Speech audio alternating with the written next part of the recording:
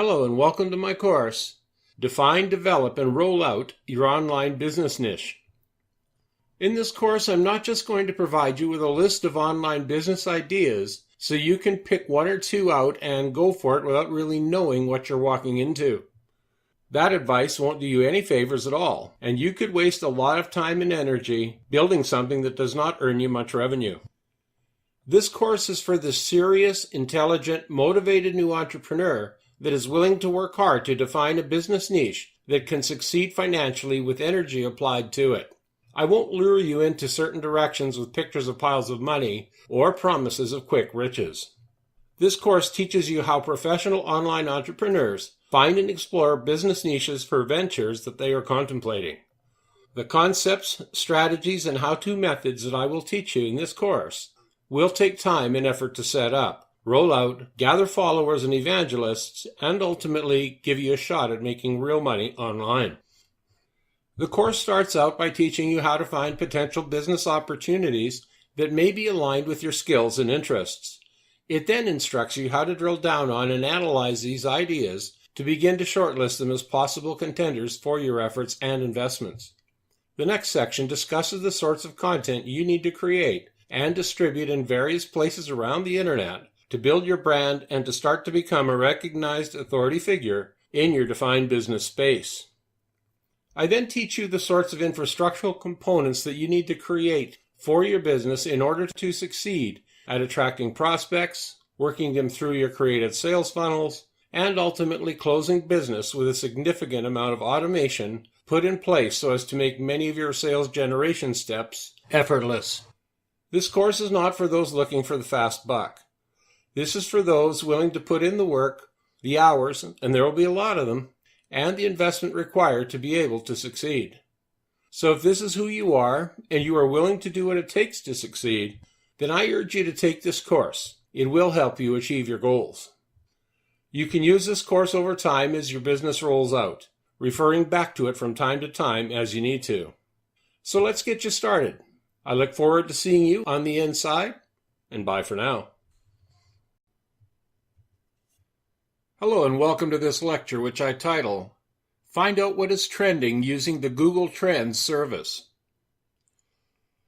You are searching for a profitable business niche for your new venture, and you realize that your best opportunity for penetrating a market and generating good revenues is to zero in on a certain aspect of a market and target it so that you can ultimately be viewed as an expert within it.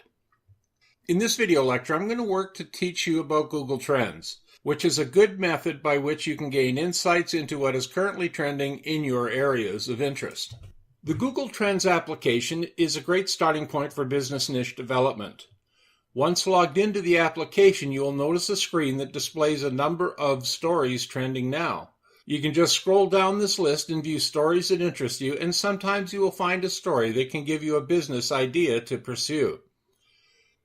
This initial list covers all types of stories. You can, however, refine your search by selecting the drop-down list for all categories and also the drop-down list to select stories within a specific country. This is not a bad way to get your brain juices flowing at the beginning of a day over your first cup of coffee. Sometimes you can hit on some interesting business ideas or products to pursue if your desire is to promote third-party products as part of your business model. In my example for this lecture, I start by narrowing my trending search to the topic area of science and technology news occurring in Canada. My first results screen shows 6 trending news items, with the third one looking potentially interesting based on my personal interests. And the topic area is Facebook, Twitter, and Instagram. Clicking on that item brings up a following screen that displays a number of articles, and I notice that in the top right corner of the screen I can further refine my search, and so I do, selecting Facebook as my topic of interest. The next screen brings up a number of Facebook-related articles, and I choose a second one down to view as it appears to have some business potential. An article appears that discusses how Facebook is bringing a new product to Canada called Messenger Lite, as it appears that the existing Facebook Messenger program, installed on probably millions of phones in Canada, is carrying a heavy telco footprint, meaning that people using that application are spending significant dollars on cell phone charges just to use the application on their phones. Well, this is interesting to me. It looks like there is an opportunity here worth pursuing. If I can pull some statistics together and play some ads and build a website presence for myself around building economical to operate smartphone applications, I could become an authority in this space and earn some revenues for myself, starting with the new Facebook Messenger Lite application. This could be worth pursuing. Oh, but wait a minute. Facebook Messenger Lite is bound to be a free application. How can I possibly use my newfound knowledge to make an income using a free application? Well, don't just give up with the idea. What you've uncovered can still help you. It has value in that it will help people save money, and they will want this application. You can use that knowledge in advertising campaigns as a lead capture mechanism to bring people to your website, because you will be offering them a free download link from your site with possibly a few extra bonuses that might interest people. So it will get you some traffic. And once you have them on your site, if you build it correctly, you can show them other related products that they would pay for. You can get their email addresses, sign them up for newsletters, and make connections with them that you otherwise would not have been able to make. You now have part of your online sales funnel conceptually built. This is a good start, and it can start to help you solidify a business niche to pursue. Now you just have to figure out what, in the world of Facebook, communications, and or mobile device applications you can pursue that complement this free money-saving download you have uncovered, and find things that will actually make you an income. Google Trends has just helped you to find a possible business niche. Now let's drill down further with some more research. You can go back into Google Trends to learn more and read more trending articles to uncover either other opportunities or items or information that can complement the Facebook Messenger Lite idea, or you can start to look at other places online for more information. Our next stop in the business niche definition journey takes us to exploring Google Alerts. Learn about that in the next video lecture. That's all for this lecture. Bye for now. Hello and welcome to this lecture, which I title, Using Google Alerts to Become an Authority in a Business Niche. Google Alerts is not only a way to wake up in the morning and get current with the world around you while sipping or guzzling your first coffee of the day. It is in reality a tool that you can use to help you become an authority in the business niche you have chosen for your online entrepreneurial effort. First, while you are still defining the business niche that you want to go after, you can use Google Alerts to gather information about business areas that you are considering. To accomplish this step, log into Google Alerts at google.com/alerts, and in Canada this can be found at google.ca/alerts, and then note that you will be wanting to use your Google login access, preferably a Gmail email address, to set up your account for Google Alerts. I have found this the easiest to do using the Google Chrome browser, by the way, but it is ultimately up to you how you want to get set up. I have just found that this approach works the easiest as I publish curated third-party content across the internet. Once on this site and logged in, you can pick topics related to business niches that you are pursuing and register to be alerted daily by email from Google on those topics. What Google will do is send you each day by email the top 10 most commonly viewed, published, and viewed pieces of content in their network relating to the topic that you have chosen.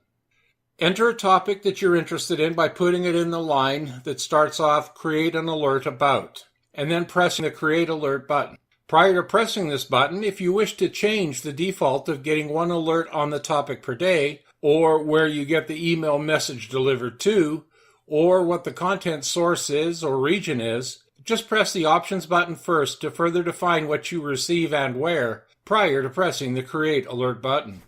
This is stage 1 in the process. Now you'll be getting the most popular content sent to you based on the parameters that you have defined.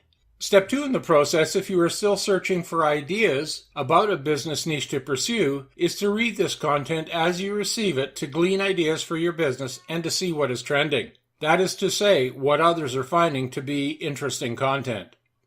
Once you have defined your business niche, you can start to use these same informational feeds in another way. Now you use them to help establish you on the internet as an authority figure. Here's how you do it. You'll want to start by reading what you receive. If you come across particularly good content, such as blogs and articles, etc., and for this purpose, I prefer to use ones that have a picture icon attached in your Google feed, as they present better to others as I share them. Click on those items to read the entire article, and if the opportunity presents itself to leave a quality comment on that piece of content after reading it, then do so. Often, your name and Google icon or backlink will now travel with that popular piece of content, and other readers of the content can spot you and your comment at the bottom, and they may click on your backlink to find out more about you. This is a great passive way to start to build presence across the internet in relation to trending conversations occurring, and will help to cement you as an authority figure in that business niche, while at the same time trickling in some additional traffic to your site.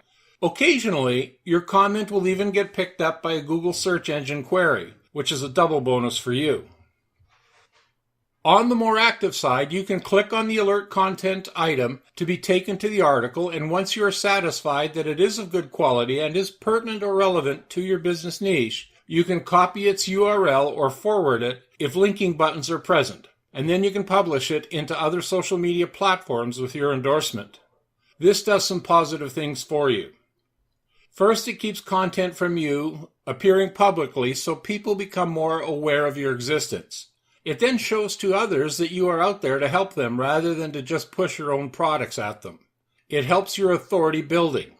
It starts to gain you some followers in your social media platforms, and you even sometimes build mutually rewarding business bridges with the person creating that third-party content. Ultimately, you may be able to help each other grow in presence and followers online, which usually translates into more closed business for both of you. That's all for this lecture. Bye for now. Hello and welcome to this lecture, which I title, Finding Your Business Niche, the Fluid Part. I want to use for an example in this video lecture some information I gleaned from doing initial research using Google Trends. Do you remember in that lecture finding out about Facebook Messenger Lite? Well, let's drill down on that research to pursue the possibility of making this knowledge useful to our prospective business niche. I start with the question posed in that earlier lecture. How can I possibly use my newfound knowledge to make an income using a free application? I remember thinking that this would be a free application and that it could be used as a lead capture vehicle to get people to my site to download copies of the app. I wanted to confirm this thought, so I launched Google Play and went to the My Apps section and did a search on Facebook Messenger Lite, hoping to find it there as a free download. I was correct, and it was there. But wait a minute. Not only was it there, but there were a dozen or so applications created by various developers built on this new Facebook technology, so I knew that Facebook had opened it up to partner developers to create application extensions. As I went through these application extensions offered by the different developers, I noticed that some were paid purchase and some were free. Digging deeper, I noticed that the free ones, and some of the paid ones as well, offered in-app product purchase ads that promoted other products to those using the applications. So this immediately gave me some ideas. First, should I do the work to create my own application extension versions of this Lite product, or continue to offer the basic Facebook version as a lead capture product as originally planned? Or option 3. See if there were any reseller opportunities available to me to promote one or more of these third-party extension products on my site, and then I could begin to earn reseller revenues from them. More research was obviously required. Further scrolling through the Google Play brought me also the realization that there is an entire world out there playing games on Facebook, and some of these were paid games. Could I possibly become an online reseller of some of these other games on my site as well? A quick search using the Google search engine brought me my answer. Yes, it was indeed possible to become a reseller of Facebook paid games that I could earn a revenue split from, and not only that, Facebook itself had built an entire business infrastructure that helps to facilitate this. First, there is the Facebook Payments for Games utility that allows you to capture in-app purchases and payments in over 50 currencies. Next, Facebook owned and operated the Facebook Game Room for PC Gaming, which operates worldwide, and one could install premium paid games in that environment that was made specifically for gamers. Bottom line, there is a very solid potential for a business online involved in the gaming industry that one could get into as a niche business. This is a potentially profitable business niche candidate. Next steps would be to explore this potential business further by building some initial business models and potential revenue projections for it, and then compare this opportunity against others that one might be thinking about pursuing. You would want to decide if you want to get this deep into the gaming industry. Do you want to be a reseller of products? Do you want to make the investment, and that is time and money, to create your own products in the space? Do you want to promote other games from your site and just use Facebook Messenger Lite as a lead capture magnet? Do you want to sell other things, which I haven't drilled down on as yet, but this could include such things as phone accessories, phone covers, discount calling cards, downloadable music or video subscriptions as a reseller, etc. There are any number of things you could still do with this one starting idea. And all of this stemmed from just reading one article on Google Trends. The bottom line? Doing this sort of research can open up many doors of opportunity for you. So keep an open mind and explore your options.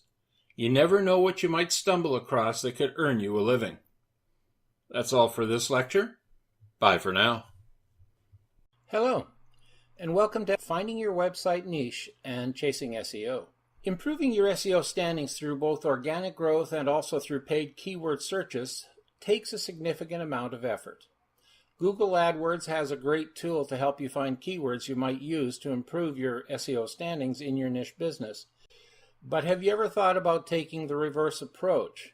That of using a keyword research strategy to help you find a good niche that you can then build a website, blog, videos, etc. to develop on and capitalize on opportunities found when doing the keyword research. There are online entrepreneurs who do that very thing. Over time, they will develop multiple revenue streams by starting with keyword research and then building multiple sites and multiple businesses to support them. They share their underlying developed technology infrastructures across these different business ventures because they have learned that these are reusable.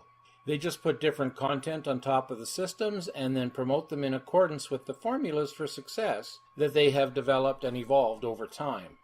I know of several entrepreneurs who take this approach, and they are doing extremely well.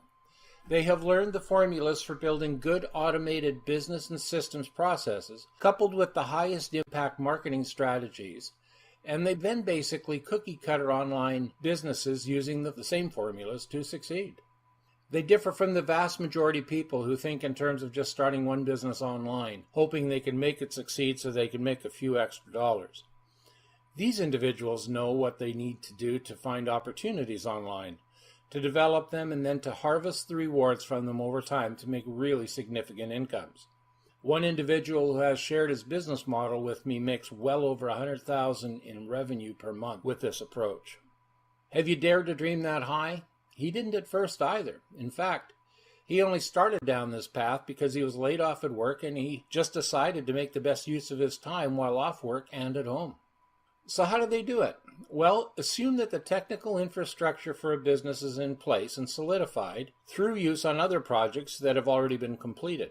I'm talking about content promotion tools and strategies, web hosting, basic template web development, email marketing, subscriber capture systems, etc.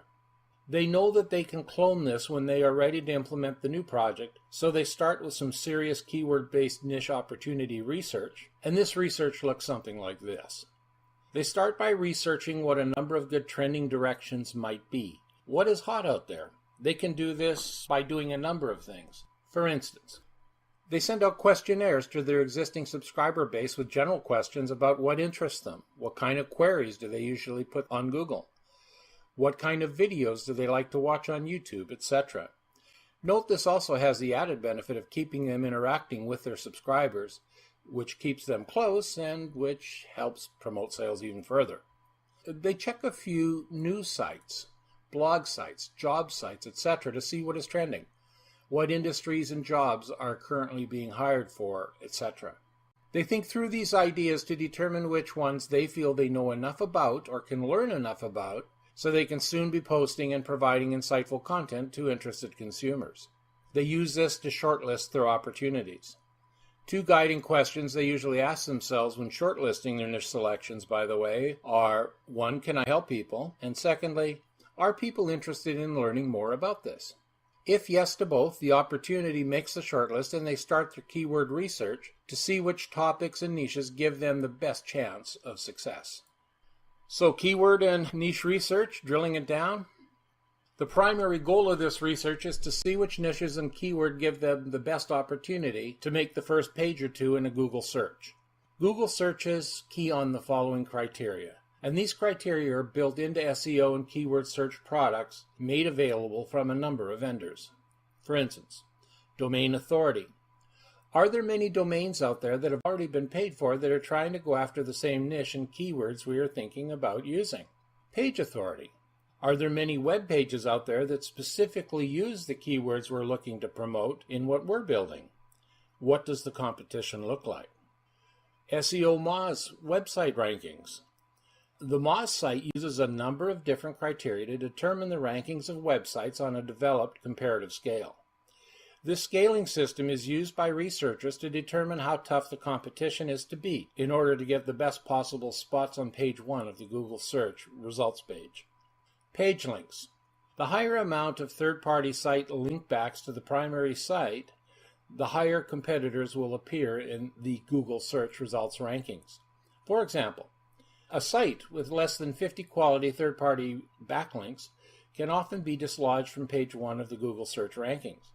But if the website has, say, 250 or more link backs, then that usually means that they've been working to optimize their SEO rankings and high Google search results, so they would be difficult to dislodge from page 1 of the Google search page. Looking at the above collective criteria, if the researcher finds that there is a lot of stiff competition for the top 10 spots on Google, using the research tools I mentioned following, then the researcher knows to pursue another niche and collection of keywords. The tools that can help the research determine these rankings is documented below. I'll start with the free ones. Google AdWords. Use the Google AdWords keyword search tool for a starting point. FYI, you will need to actually have an AdWords account to use some of the tools listed below, so you'd best be making signing up for AdWords your first step in the process. The Moz site. Use the Open Site Explorer tool to get good starting point analytical data after you've done some initial work with the Google AdWords keyword search tool. SEMrush. This is a good site to obtain more detailed keyword analytical data. Indeed site. This has a good trends in job search utility at the bottom of the page to see what jobs are currently in demand. Check it out if you're contemplating building some form of training or educational site in relation to a job or vocation. SEO RankSmart. This site contains a good Google rank page checker. Moonsy.com. Good site to research Moz rankings. Actually, I'm not sure if Moonsy's there anymore. I think they were being bought out by somebody, but check it out anyway. It takes a fair bit of manual work to learn how to use these sites and then glean the useful nuggets of data out of them. But remember, you have to dig through a lot of dirt to make a living panning for gold. By the way, I got that quote from a Pat Flynn podcast that he put on recently. Check him out. You'll learn a lot about SEO and keyword searching from him, not to mention how to be successful as an online entrepreneur. There are a couple of tools you can purchase to make your keyword and niche researching easier. And the top two of these that come to mind are Longtail Pro and Market Samurai. They combine the work of several free products into one and will save you a lot of time if you are regularly doing this sort of research. In closing, there are some very good videos I viewed on YouTube while researching and learning how to do SEO properly, so I recommend you take a look there to add to your learning on the subject. That's it for now, and I'll see you soon. Bye-bye.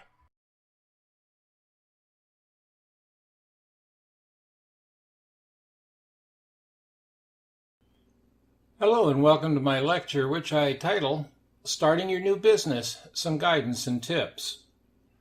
There are certain concerns that stop many people from starting a new business. Some are valid concerns and must be weighed carefully, but others are actually a myth or learned intelligence that you've internalized and carried with you over a lifetime. Remember that you are raised and taught to think as an employee would think, not as an entrepreneur would think. Let's explore some of these concerns just a little bit. I want to give you my take on them.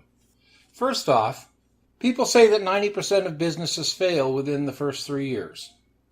Well, sadly, this is true. However, it's not the full story here.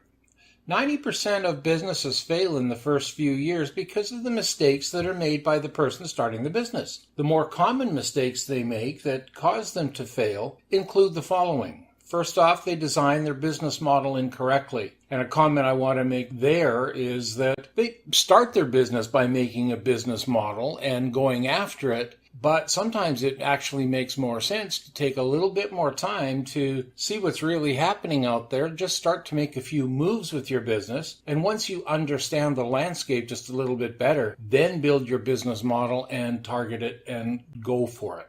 The second thing that people do that I feel is an error is that people over-leverage themselves financially to get a business started. You really don't need to go into a lot of debt with a business up front because that just basically sucks your working capital, which you should be nurturing very carefully to give you as long a run as possible with the money you have when you start your business. So basically, people go in with an attitude of investing in the business heavily at first to hopefully get a return on their investment in a year or two. And next, they have absolutely no idea how to attract people to purchase their products or services that they sell when they start.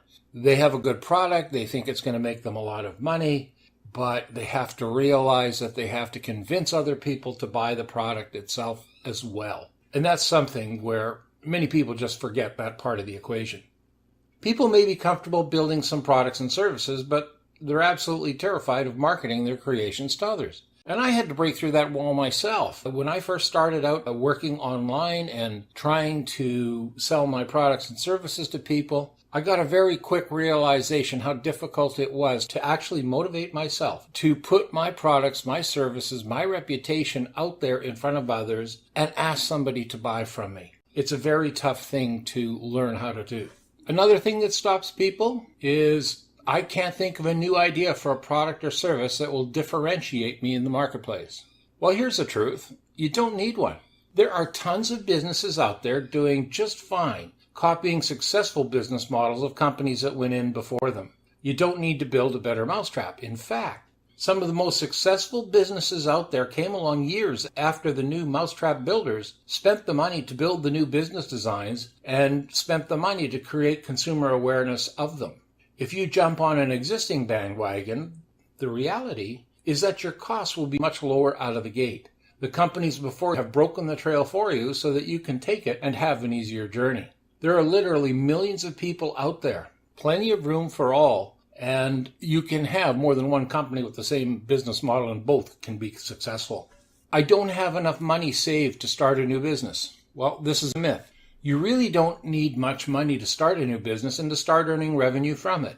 In fact, my recommendation is that you get started with a budget of somewhere between $200 and $2,000 depending on how flush you are. There are literally thousands of ways to start making money online, and physically also if you choose to go down that path, without having to spend money to get it going. You should be able to get up and running within 90 days and actually start earning revenue from your business as quickly as that as well. You don't have to spend money for 2 years building your products and online systems before you can actually start.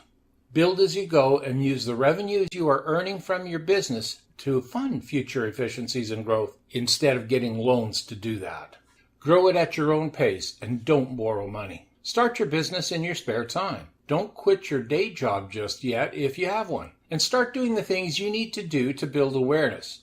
Grow your subscriber and follower lists, etc. And start building or finding things out there that you can sell. You can start making money quickly in your spare time if that is your desire. And you can grow your business over time until it can become your full-time revenue source sometime in the future. Quit your day job then if you want to, but don't do it now. Do it when your current income is fully replaceable by your home business venture income. To summarize, here's a few recommendations that I'd like to offer you. First, start small. Start on a shoestring budget that is as low as $200 and less than $2,000. Figure out what you can easily afford to spend without borrowing and build your initial business model accordingly. To build for retirement, don't go after a business where you are always trading your time for money. Begin building a business that can generate passive income for you over the years. Have a business that lets you make money while you sleep. Nothing beats the feeling of waking up in the morning, turning on your computer, and seeing that you've earned some revenue since the last time you logged in. Relating to the above point, don't chase a physically demanding business unless it can make you a lot of money before you hit retirement. Remember that by the time you hit your retirement years, you don't know what your health will be like, whether or not you'll have to stay home to take care of a loved one, even though your health may be okay, etc. There are millions and millions of people online that you can now literally reach with just a few keystrokes if you know how. Learn how to reach them and offer online purchasable products that you don't have to work at to distribute yourself. Go after easy. Let your business over time work for you rather than you being forced to work for it. In future lectures, I will be showing you ways to begin business ventures with limited funding available. This is something you can do. You can succeed in making additional income in your life beyond your current employment income, but only if you start. That's all for this lecture. Thanks for watching, and bye for now.